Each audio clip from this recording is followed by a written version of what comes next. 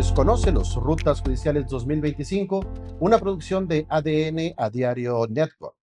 Entrevistas a personas aspirantes a cargos judiciales en el estado de Chihuahua. Hoy nos acompaña Paul Daniel Moriel Quilalte, quien aspira a desempeñarse como integrante del Tribunal de Disciplina Judicial, órgano encargado de supervisar la conducta de jueces y magistrados. Conduce esta conversación César Calandrelli. Paul, muchísimas gracias por acompañarnos. ¿Qué te parece si vamos ya de lleno a las preguntas? Vamos, César, y muy agradecido, gracias por la invitación. Un saludo a toda tu audiencia. Gracias a ti. Ahora sí que hablemos un poquito sobre tu formación y experiencia y por eso que te pedimos que nos ayudes compartiendo brevemente tu formación y experiencia profesional y qué aspectos de tu trayectoria consideras relevantes para el ejercicio disciplinario. Así lo haré, César. Pero previo a responder, hay una cuestión que me gusta señalar cuando se me hace este tipo de preguntas. Luego hablar de uno mismo puede sonar bastante ególatra, egocéntrico, de decir, yo soy esto, tengo tales títulos. Y luego pareciera que no hay forma de decirlo con sobriedad o con humildad. Entonces, la invitación a conocer los perfiles, es claro, este ejercicio que están haciendo este tipo de medios de comunicación, creo que es invaluable, porque ayuda a conocer, en principio, la trayectoria, que es lo que les voy a comentar. Mi perfil académico, yo me presento así como lo digo varias veces, como en Star Wars, de atrás para adelante. Yo actualmente soy secretario técnico de la Comisión de Carrera Judicial, estoy en el Consejo de la Judicatura. Señalo esto porque el Consejo de la Judicatura es el órgano encargado de administrar la justicia disciplinaria dentro del Poder Judicial. Es decir, es el símil de lo que va a ser este Tribunal de Disciplina. Yo tengo ahí desde el 2019. Este sistema se implementó precisamente en 2019. Entonces tenemos algo de experiencia, conocemos desde su implementación, sabemos qué funciona, qué no ha funcionado, cómo hemos transitado y sabemos qué se tiene que hacer en la implementación de este nuevo tribunal, porque va a haber una reconfiguración interna dentro del Poder Judicial que necesariamente se tiene que hacer para echar a andar este tribunal. Antes de esto, esta parte es el área resolutora, donde el Consejo de la Judicatura funge como una segunda instancia y como el área resolutora. Yo estoy ahí, es decir, trabajamos en la elaboración de proyectos de resolución, de proyectos de estos recursos de revisión y día a día estamos viendo este tipo de temas. Pero además estuve un año en la Comisión de Disciplina, donde se substancia parte de los asuntos del Poder Judicial. ¿Qué es esto? Es el símil de un juzgado penal, digámoslo así, se parece más al penal en este sentido, porque se llevan en unas audiencias tipo las penales, estás ahí al frente, entonces a mí me tocó durante un año dirigir este tipo de audiencias. Entonces, sabemos cómo se desarrollan dentro del Poder Judicial. Pero además tuve la oportunidad de desempeñarme como autoridad investigadora, estuve en el Ejecutivo, en la Secretaría de la Función Pública, fui director de procesos de investigación, que es una suerte de fiscal, pero en temas disciplinarios, es decir, me tocaban las investigaciones y me tocó la implementación de este sistema novedoso disciplinario que surge a partir de la reforma del 2015 y se empieza a implementar en el 2017. Entonces, hemos estado ahí desde la implementación. También estuve en sindicatura, me toca esta parte de la implementación de los órganos internos y de todas estas cuestiones disciplinarias dentro del municipio de Chihuahua, trabajar ahí en proyectos de reformas constitucionales, conocemos de la materia, y antes estuve en el ISHITAIP, un órgano constitucional autónomo, donde también llevábamos procedimientos de responsabilidad administrativa, pero centrados en esta materia de transparencia. Antes de eso estuve en litigio, tengo calle, como luego dicen, luego se nos señala a servidores y servidores públicos, les falta calle. Yo trabajo en despachos, empecé a trabajar en despachos desde que estaba en la carrera, desde el 2005, desde el 2005 al 2010. Entonces, también tenemos esta experiencia de calle, sabemos qué ocurre afuera, sabemos qué ocurre dentro, conocemos a grandes rasgos qué se tiene que hacer y cómo se debe hacer. Perfecto. Entonces, para entender un poquito más sobre este rol del juez de jueces, sabemos que el Tribunal de Disciplina Judicial evalúa a quienes juzgan. Y entonces la pregunta es, ¿qué implica para ti tener esa responsabilidad y cómo evitarías caer en corporativismos o impunidad? Mira, esta pregunta es excelente y qué bueno que la formulan en este sentido, porque luego partimos de la idea errónea, muchas veces, de que el tribunal de disciplina, por su propio nombre, únicamente sanciona y que ese es el malo dentro del poder judicial. Y siempre hago esta analogía que nos ayuda a entender, no un poco, un mucho, que es el tribunal de disciplina. Y les hago la analogía, ¿quién tiene la disciplina dentro de las familias? Generalmente mamá, papá. Y ahí su función no es únicamente la de estar castigando a sus hijos, su función es la de guiarles. Entonces, gran parte de lo que hace el tribunal de disciplina es una cuestión preventiva. Por eso tiene a su cargo la vigilancia, evitar que se llegue a la sanción. La sanción sería el última ratio. Entonces, en esta parte de evaluación es fundamental. Luego creen o se ha creado esta falsa idea de que va a llegar el tribunal y que va a ser lo han dicho así, lo repito, no son mis palabras, un tribunal de la Santa Inquisición donde va a perseguir a todo mundo. La verdad es que gran parte del tiempo a este tribunal se le irá en evaluar a los perfiles. ¿Por qué? Porque tendrá que evaluarlos a todos en un año. Rápido ya tendrás que hacer las evaluaciones. Les platico esta complejidad porque me tocó dentro del Poder Judicial estar en la elaboración de los proyectos de evaluación de ratificación de jueces en el sistema anterior. Antes, jueces y juezas eran evaluados a los 3 años y luego ya para una ratificación o no, si se les ratificaba, pues ya eran vitalicios. Entonces, sabemos cómo se tiene que evaluar, qué tienen que hacer las áreas para obtener un mejor resultado y una evaluación más objetiva del trabajo de cada uno de jueces y juezas. Entonces, también esta experiencia es muy valiosa. Luego nos centramos, porque los hay y muy buenos perfiles dentro de candidatas y candidatos al Tribunal de Disciplina, pero luego no se centran tanto a resaltar esta parte de la expertise. La tenemos. Sabemos cómo se debe evaluar, qué se debe evaluar, y de esa forma evitas esta parte de lo que señalabas en la pregunta, oye, ¿cómo evitar este corporativismo?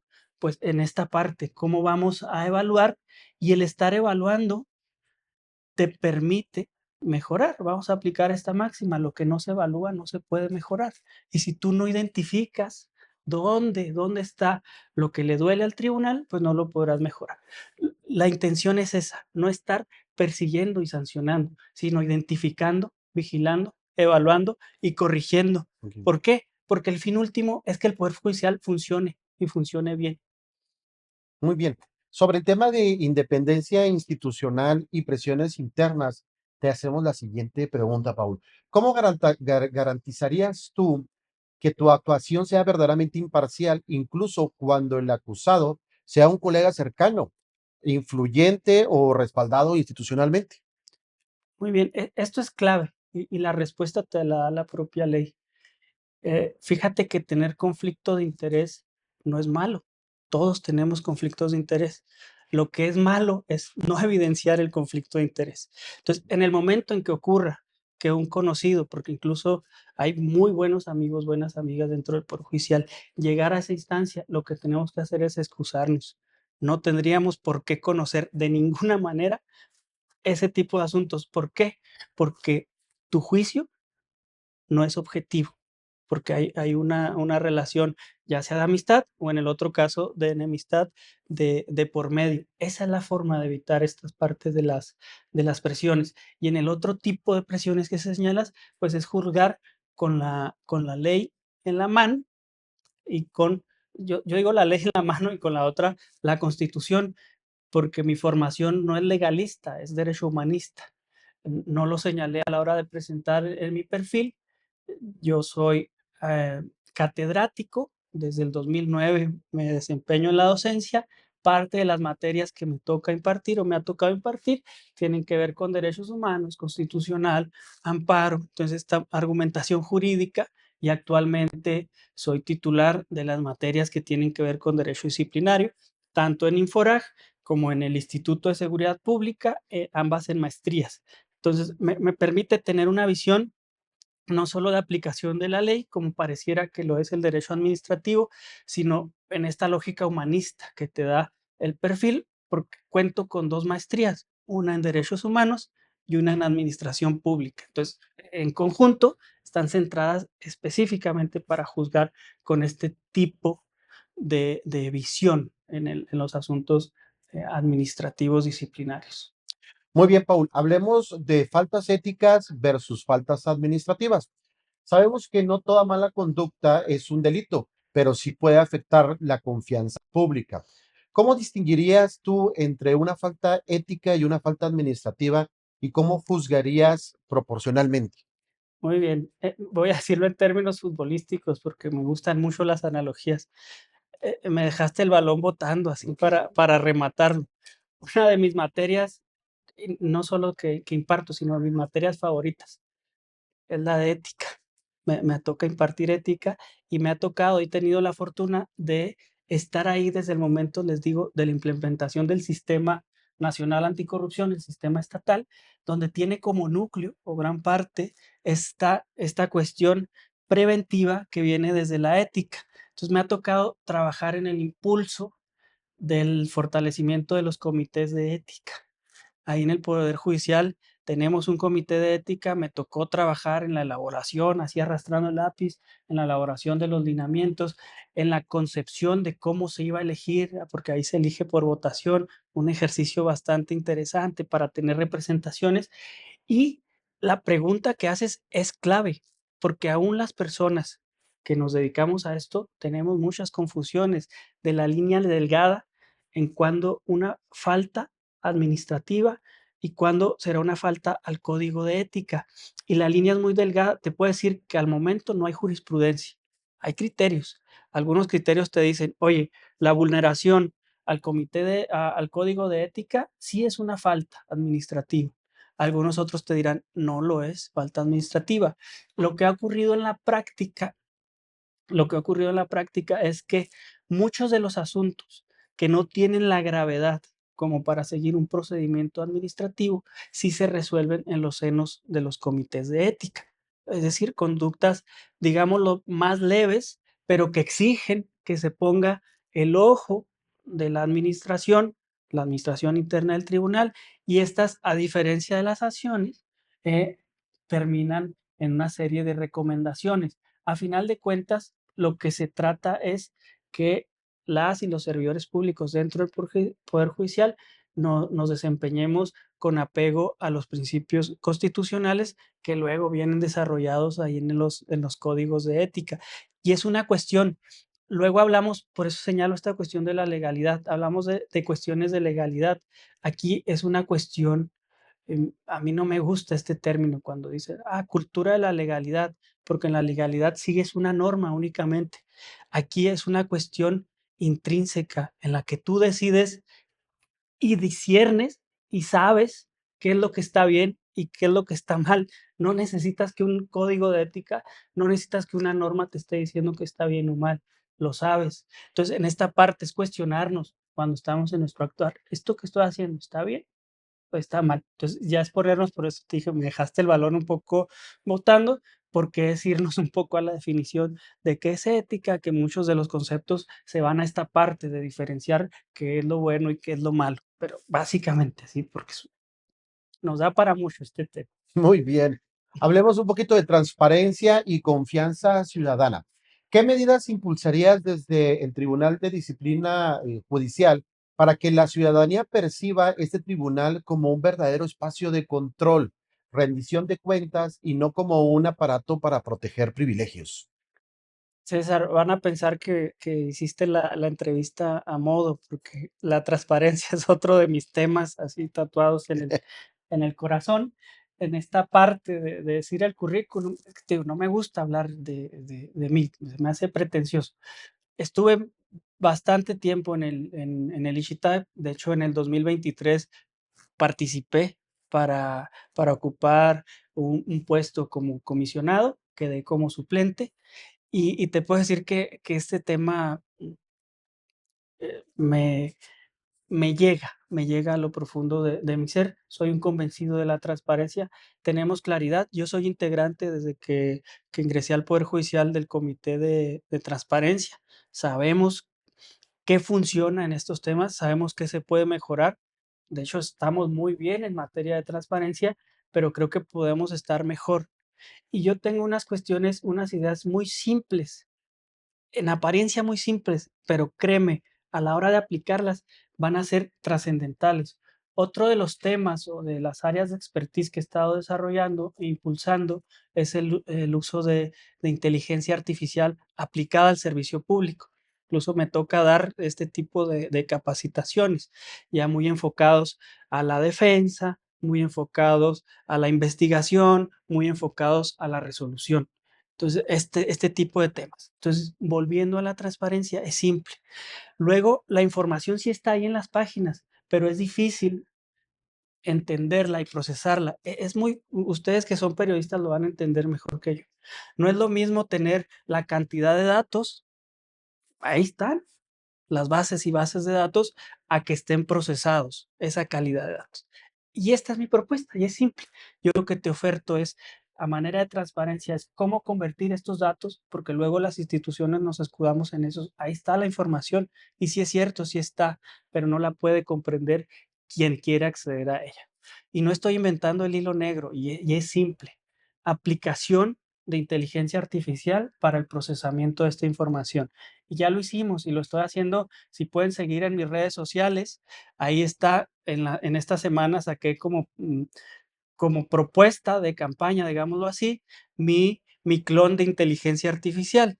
Entonces, la idea es esta parte, servidores públicos explicándole a las personas con esta metodología de inteligencia artificial que se pueda hablar con las resoluciones. Eso ya se ha implementado desde la Suprema Corte. Hay sistemas de inteligencia artificial que nos permiten procesar con mayor calidad y claridad los datos. Es tan simple como yo no estoy viendo el archivo, yo estoy platicando con alguien que me va a estar explicando la resolución, lo cual también nos lleva a esta parte de que puedes hablar con un chatbot y decirle, explícame qué quiere decir esto. Oye, ¿o qué tengo que hacer? Y eso implementarlo es relativamente sencillo. ¿Y qué nos llevaría a una mayor eh, cercanía con la ciudadanía? Esto también se puede hacer dentro del Poder Judicial. Ya tenemos espacios, pantallas interactivas, donde al usuario pica algunos comandos y se le explica. Qué mejor que hablar con un chatbot y ahí le pregunte y el chatbot te esté guiando. Y es esta parte, cómo acercar y cómo hacer más fácil que las personas entiendan qué es lo que pasa ahí en el Poder Judicial. Porque se los digo, a mí que me toca estar ahí y conocer la administración, las personas que están en el ámbito jurisdiccional 100%, ni siquiera ellos, los que están dentro, conocen cómo funciona el Poder Judicial. Te puedo decir, y me cuento entre ellos, somos pocos los que conocemos su funcionamiento. Somos pocos los que conocemos qué, qué es este monstruote. Y es la clave. Luego me preguntan, ¿cuál es tu diferencia de tu perfil con los otros candidatos que están contendiendo? Y les digo, pues todos tenemos un montón de experiencia en temas disciplinarios. Hay muy buenos perfiles. ¿Cuál es mi ventaja? Que yo conozco cómo funciona el Poder Judicial. Entonces, luego no vamos a pagar esta curva de aprendizaje que por lo menos te lleva un año en llegar a entenderle cómo funciona el Poder Judicial. Y te digo, a mí me tocó y me pasó. Yo creía que era experto en temas del Poder Judicial porque me había tocado asesorar en temas de controversias y acciones de constitucionalidad ahí en unos asuntos de cuando se implementó el consejo. Yo me creía experto porque sabía la normatividad, porque había estado en el litigio constitucional, pero a la hora de llegar, eso es otra cosa. Entonces, también hay que conocerlo desde dentro. Muy bien, ahorita hablaste de trascender y manteniéndonos precisamente sobre esa línea, ¿qué mensaje te gustaría compartir con la ciudadanía sobre precisamente tu visión del Tribunal de Disciplina Judicial y tu compromiso con la justicia interna?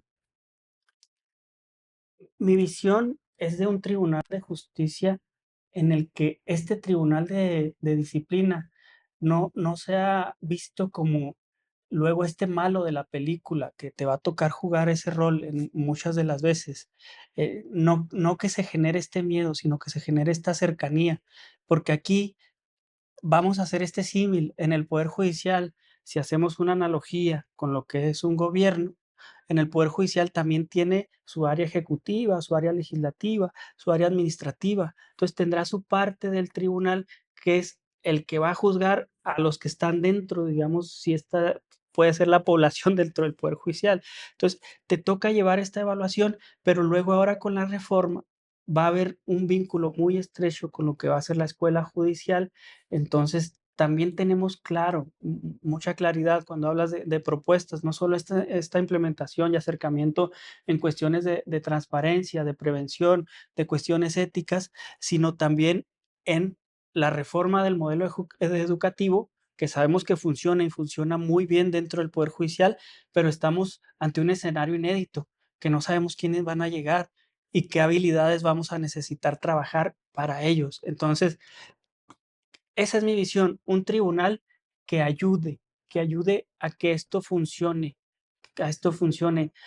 No soy de la idea en la que el derecho disciplinario tenga que estar sancionando para que esto funcione. Soy más enfocado a esta cuestión de la aprehensión y claro, si alguien incumple, pues no va a haber miramientos y se le va a tener que sancionar con la aplicación de la ley, desde luego.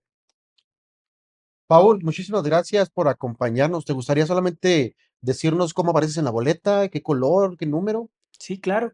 Ya para cerrar, pues a invitarles. En principio, esta es una elección atípica, no es una elección de partidos, es una elección de perfiles. Entonces, mi invitación para el cierre es a que conozcan los perfiles a través de este tipo de plataformas, a través de la plataforma que el propio Instituto Estatal Electoral ha dispuesto. En mi categoría no son tantos, yo sé que no vamos a poder revisar los más de 800 candidatos y candidatas, pero creo que los 10 del Tribunal de Disciplina sí. Entonces, les invito a que revisen los perfiles, que los comparen, que hagan este cotejo y vean y elijan. Y si después de discernir deciden favorecerme con su voto, pues saber cómo votar, que es en esta parte de una boleta que tiene además una complejidad adicional, porque en la boleta azul para magistraturas hay dos categorías. En la parte superior está la materia familiar y en la parte inferior está la materia disciplinaria. Entonces, ¿qué tenemos que hacer paso a paso?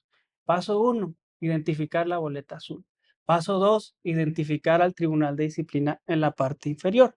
Paso 3, identificar la columna de hombres, porque de un lado están las mujeres, que podrán elegir hasta 3, de un lado están los hombres, que podrán elegir hasta 2, y una vez identificado la columna de hombres, identificar el número 16 y ponerlo en el recuadro. Y esa es la forma en que podrán estar obsequiándome su voto. Perfecto, Paul. Pues de nueva cuenta, muchísimas gracias. Y gracias a ustedes por acompañarnos en Conoce los Rutas Judiciales 2025. Les recordamos que esta es una producción de ADN a Diario Network que contribuye a un voto más informado, libre y justo. Yo soy César Calandré. Gracias.